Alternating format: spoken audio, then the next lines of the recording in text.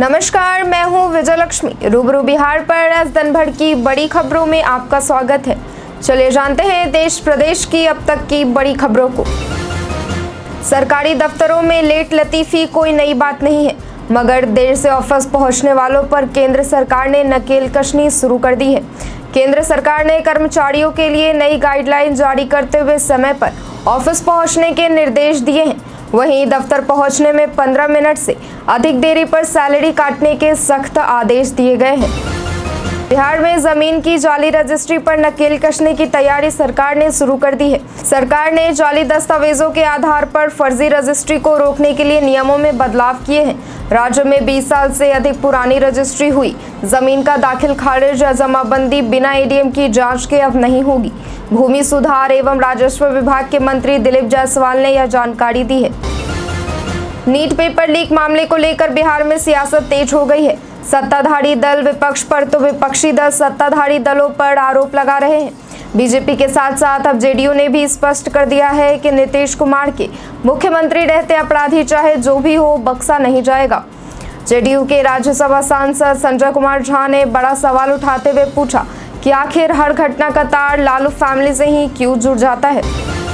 प्रधानमंत्री नरेंद्र मोदी ने शनिवार को बांग्लादेश की प्रधानमंत्री शेख हसीना के साथ द्विपक्षीय बैठक की।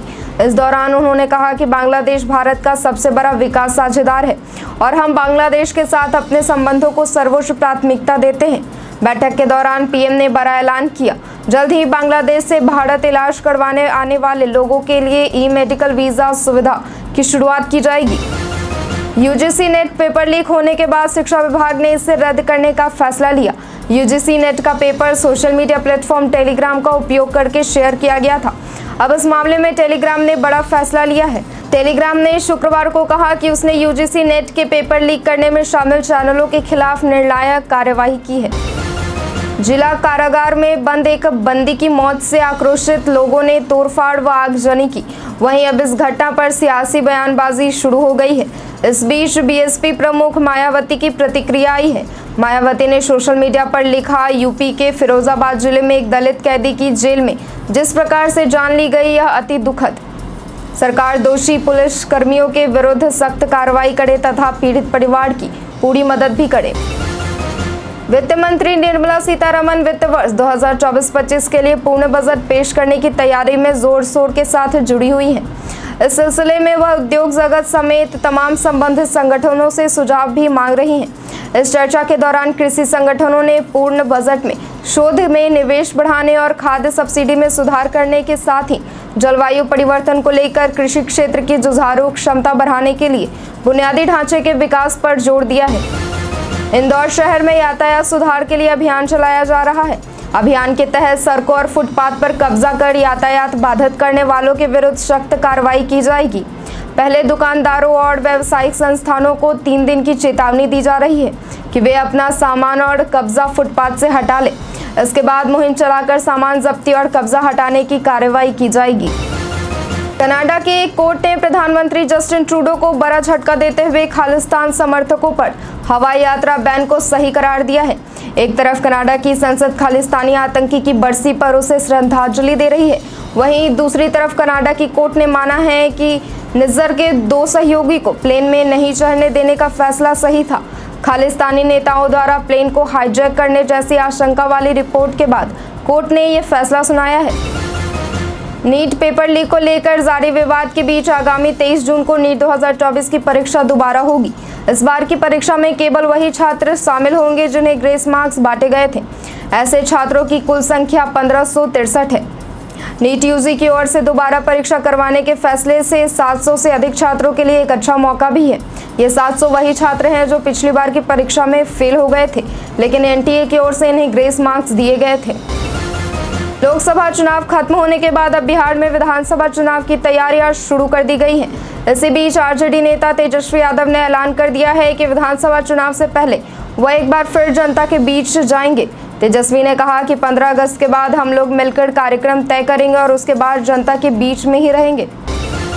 ब्रिटेन के सबसे धनी भारतीय मूल के अरबपति हिंदुजा परिवार के 4 सदस्यों को स्विट्जरलैंड के जिनेवा में अपने आलीशान विला में कम वेतन वाले नौकरों का शोषण करने के आरोप में दोषी ठहराया गया। हिंदुजा परिवार के प्रकाश हिंदुजा और कमल हिंदुजा, जो खराब स्वास्थ्य के कारण मुकदमे में शामिल नहीं हुए, उन्हें प्रत्येक को 4.5 साल की सजा सुनाई गई। देश के सबसे स्वच्छ शहर इंदौर में 64 करोड़ रुपए के ड्रेनेज घोटाले के आरोपियों में शामिल सहायक लेखा परीक्षक को मध्य प्रदेश हाईकोर्ट ने राज्य की सिविल सेवा परीक्षा में बैठने की मंजूरी दे दी है। उसने राज्य सेवा परीक्षा में बैठने के लिए हाई कोर्ट में अस्थायी जमानत की याचिका दायर की थी। अदालत ने इस याचिका का निपटारा करते हुए जेल प्रशासन को निर्देश दिया कि वह आरोपी को रविवार को पुलिस हिरासत में परीक्षा केंद्र तक ले जाने और वापस जेल लाने के उचित इंतजाम करे। यूट्यूबर ध्रुव राठी के एक वीडियो को लेकर कोर्ट ने कहा कि उन्होंने किसी कंपनी के प्रोडक्ट को दिखाकर लक्ष्मण रेखा पार की है। हाईकोर्ट ने कहा कि वीडियो में प्रोडक्ट के नाम को ब्लर करना होगा। दरअसल अपनी एक वीडियो में ध्रुव राठी ने ताज़े जूस की तुलना पैक्ड जूस से की थी, जिसमें उन्होंने डाबर कंपनी के रियल फ्रूट जूस को दिखाया था। डाबर कंपनी ने इस पर आपत्ति जताई और कोर्ट पहुंच गई। हिमाचल प्रदेश की राजधानी और पहाड़ों की रानी शिमला में जल्द ही जल संकट की बातें इतिहास बनने वाली है। नगर निगम शिमला 315 करोड़ रुपए की लागत से कोल डैम के जरिए शिमला के लोगों तक पानी पहुंचाएगी। इससे शिमला जल प्रबंधन निगम लिमिटेड शिमला शहर के लोगों को 24/7 पानी उपलब्ध करवा सकेगा। कोल डैम से शिमला तक पानी पहुंचाने के बाद शिमला को 67 MLD पानी मिलेगा। सिवान में गंडक नहर पर बना हुआ पुल अचानक टूटकर ध्वस्त हो गया। पुल गिरने से अचानक आई तेज आवाज से इलाके में हड़कंप मच गया। पिलर धंसते ही कुछ ही मिनट में पुल धड़ाम से गिर गया। इस हादसे में फिलहाल किसी के हताहत होने की सूचना नहीं है। पुल ध्वस्त होने का लाइव वीडियो भी सामने आया है। घटना दरौंदा प्रखंड के रामगढ़ा पंचायत की है। 2023-24 के दौरान अटल पेंशन योजना में रिकॉर्ड 1 करोड़ 22 लाख नए खाते खोले गए। अब सरकार की इस सामाजिक सुरक्षा योजना के तहत कुल नामांकन 6 करोड़ 62 लाख हो गए हैं। यह जानकारी pension fund regulatory and authority के जुटाए डेटा से मिली है। आमिर खान के बेटे जुनैद की डेब्यू फिल्म महाराज फाइनली OTT प्लेटफॉर्म नेटफ्लिक्स पर स्ट्रीम हो गई है। ये फिल्म पिछले काफी समय से सुर्खियों में छाई हुई थी।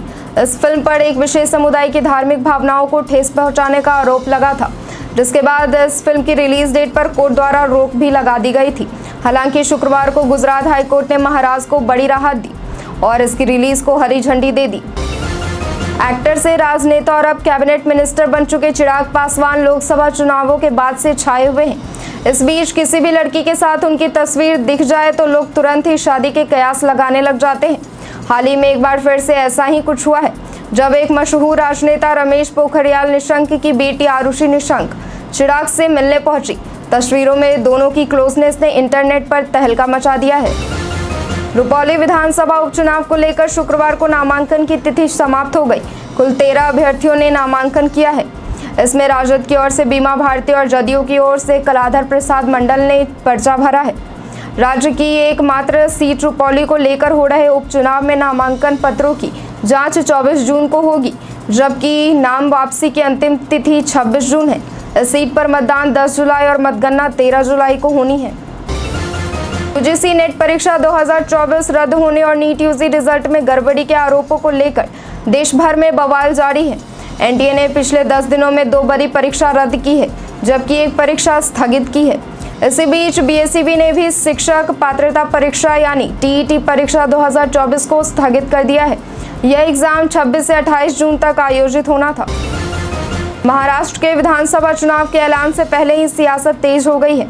NCP-SP प्रमुख शरद पवार ने एक बयान दिया, जिसके बाद विपक्षी खेमे में भी रिएक्शन आने शुरू हो गए हैं। शरद पवार ने अपनी पार्टी बैठक में कहा कि उनकी पार्टी ने लोकसभा चुनाव में कम सीटों पर लड़ने का समझौता किया था, लेकिन इस बार वो विधानसभा चुनाव में ऐसा नहीं करेंगे। इस पर कांग्रेस ने कहा कि जब हम साथ बैठेंगे तो फैसला होगा। केंद्रीय कृषि मंत्री और मध्य प्रदेश के पूर्व मुख्यमंत्री शिवराज सिंह चौहान के बेटे ने कहा है कि लोकसभा चुनाव में प्रचंड जीत के बाद पूरी दिल्ली उनके पिता के सामने नतमस्तक है। चौहान के बेटे कार्तिकेय सिंह ने शुक्रवार को सीहोर जिले के बुधनी विधानसभा क्षेत्र के भेरुंडा में एक सार्वजनिक बैठक को संबोधित करते हुए यह बयान दिया। उनके भाषण का यह वीडियो तेजी से वायरल हो रहा है। प्रभास दीपिका स्टारर फिल्म कल्कि 2898 AD को लेकर खूब चर्चा हो रही है। इस फिल्म के रिलीज होने का ऑडियंस काफी लंबे समय से इंतजार कर रहे हैं। इसी बीच फिल्म में अश्वत्थामा की भूमिका निभाने वाले दिग्गज अभिनेता अमिताभ बच्चन ने फिल्म की हिंदी वर्जन सॉन्ग्स में आवाज देने के एक्सपीरियंस को शेयर किया है। और कहा कि एक नॉन सिंगर के लिए यह काफी मुश्किल था। विराट कोहली टी20 वर्ल्ड कप 2024 में अब तक फ्लॉप दिखाई दिए हैं। अब फ्लॉप विराट कोहली पर पूर्व भारतीय क्रिकेटर और 2024 टी20 विश्व कप में कमेंट्री कर रहे नवजोत सिंह सिद्धू ने बड़ी बात कही है।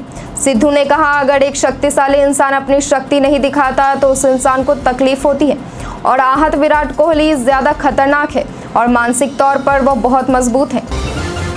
नीट पेपर लीक मामले में आए दिन बड़े बड़े खुलासे हो रहे हैं।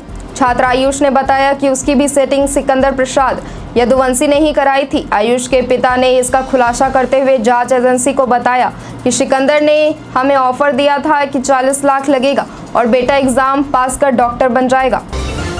केंद्रीय गृह मंत्री अमित शाह ने शनिवार को एक विशेष कार्यक्रम शुरू किया। इसके तहत पूर्व सत्यापित भारतीय नागरिकों और overseas citizen of India card धारकों की आवेदन प्रक्रिया में तेजी लाई गई। गृह मंत्री ने fast track immigration trusted traveller programme की शुरुआत की। इस पहल का उद्देश्य भारतीय नागरिकों और overseas citizen of India card धारकों के लिए यात्रा के अनुभव को तेज, आसान और ज्यादा सुरक्षित बनाना है। केंद्र सरकार की ओर से लोक परीक्षा अधिनियम 2024 लागू किया गया था। इस फैसले के आने के बाद कांग्रेस नेता जयराम रमेश का बयान सामने आया है। उन्होंने कहा, बीजेपी डैमेज कंट्रोल की कोशिश में जुटी है। जयराम रमेश ने एक्स पर पोस्ट लिखकर सरकार पर ये आरोप लगाया है। उन्होंने कहा, ये नीट, यूजीसी, नेट जैसे घोटालों से निपटने की कोशिश है।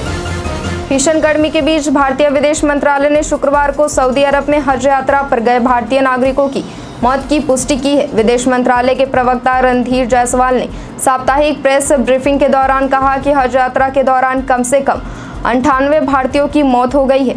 उन्होंने कहा कि ये सभी मौतें प्राकृतिक कारणों से हुई हैं। लुधियाना से राज्यसभा सांसद संजीव अरोड़ा ने शुक्रवार को दिल्ली में केंद्रीय खाद्य प्रसंस्करण उद्योग मंत्री चिराग पासवान से मुलाकात की। अरोड़ा ने पंजाब के खाद्य प्रसंस्करण उद्योग में केंद्र सरकार की योजनाओं से जुड़े महत्वपूर्ण मुद्दों के बारे में भी जानकारी दी और कुछ मांगे रखी। इस मुलाकात के बारे में राज्यसभा सांसद अरोड़ा ने शनिवार को जानकारी दी। आज के लिए इतना ही। जिन लोगों ने हमें कमेंट किया था उनका नाम है राणा कमलेश, भवानी प्रसाद, कौशलेंद्र कुमार, विनोद यादव, गौरव कुमार। अब बढ़ते हैं आज के सवाल की ओर। आज का सवाल है कि बीएसईबी द्वारा बिहार शिक्षक पात्रता परीक्षा स्थगित करने को लेकर आपकी क्या राय है? अपना जवाब हमें कमेंट बॉक्स में लिखकर जरूर दें। धन्यवाद।